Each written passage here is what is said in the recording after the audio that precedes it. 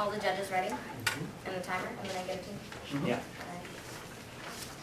Russia is still a very tough place to do business. The combination of bureaucratic and administrative obstacles intertwined with pervasive corruption in Russia still constitutes a pretty significant risk premium for American investors and American businessmen who want to enter the Russian market or grow their businesses. Now this, according to Pavlev Ivlev in January 26, 2010, is talking about the current risk of investment in Russia from American investors' perspective. They don't want to invest in Russia because of all this corruption specifically, that they don't want to get their money taken away. So we see that it still is a significant risk, which is why the affirmative team is presenting our plan today of solving that risk at a BIT. Let's go ahead and address disadvantages first, and then we'll go on to the rest of the affirmative or negative team's arguments. Disadvantage one, and the only disadvantage that they brought up, was talking about the economic harm that would happen.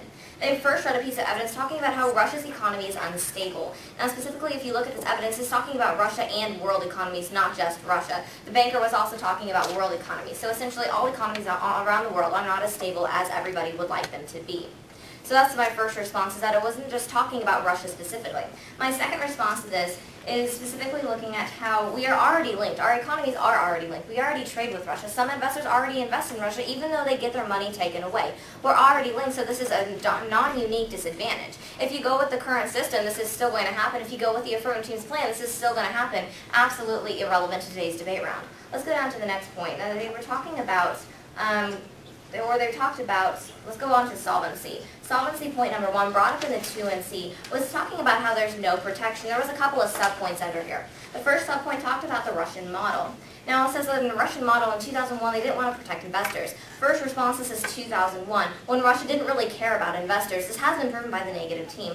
Number two, we're using the 2004 model, which is different and provides protection. My third response is actually Russia wants protection. If we look back and look at my partner's evidence, that was from June 26, 2010, it said that Russia wants the most protective environment. Yes, they didn't want it in 2001, absolutely, we agree. 2011 is here, and they do want it. Very different circumstances, so this again is irrelevant. Second point under here was talking about how arbitration fails. They brought up how in 2009, 6 investment arbitrations, and it was talking about how few investors use it.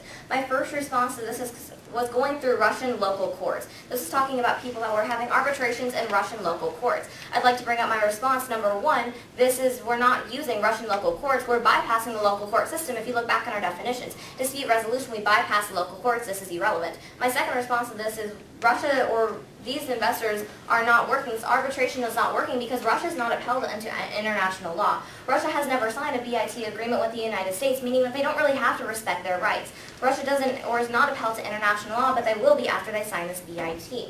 Let's go down to the next point. They were talking about how it's conflicting laws. The first one they brought up was Jackson Vanik, and I'd like to talk about this a little bit. Now they said we can't put somebody on a BIT when they're under Jackson Vanik. However, I completely disagree. Let's look at the issue of Kazakhstan. Kazakhstan has been on Jackson Vanik pretty much ever since Russia was, the 1970s. Now, yet we have a BIT with Russia and Kazakhstan, and we see that it's had $13 billion. It's been very successful, yet it's on Jackson Vanik. Jackson Vanik is completely irrelevant because of my second response. It's not an investment guarantee or protecting investors. It's an investment insurance, investment protection.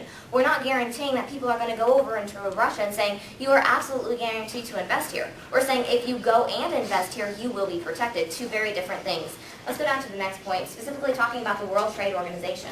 Now, in this piece of evidence, it talked about free trade agreements and bilateral investment guarantees. As we can look at this before, it's not an investment guarantee. And secondly, these are free trade or free trade agreements, which a bilateral investment treaty is not. Again, World Trade Organization is completely irrelevant. Let's go down to the next point, talking about the stock issues. Yes, we agree, we do uphold the stock issues. Solvency point number one brought up in the 1R was talking about how we have a failure to pursue.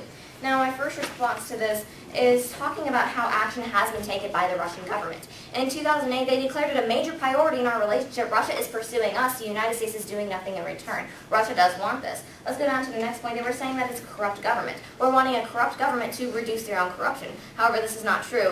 Number one, we're not reducing corruption. We're not saying we're going to solve corruption in Russia. We're saying that we are going to protect investors from corruption. Corruption is going to stay in Russia however long Russia exists. We are protecting our investors from corruption, which is not the negative team is not doing in the status quo. Let's go down to the next point, specifically talking about the U.S. dollar. First of all, this is talking about trade, not investment. If you look specifically in their evidence, it talks about bilateral trade, not investments. Again, it's irrelevant to today. Next point talked about a lack of will, and I'd like to point out this is because of no protection. People don't want to invest in Russia, as I stated out in my intro, that because there's lack of will, because we're not protecting them. So for all these reasons, I strongly urge an affirmative ballot. Thank you.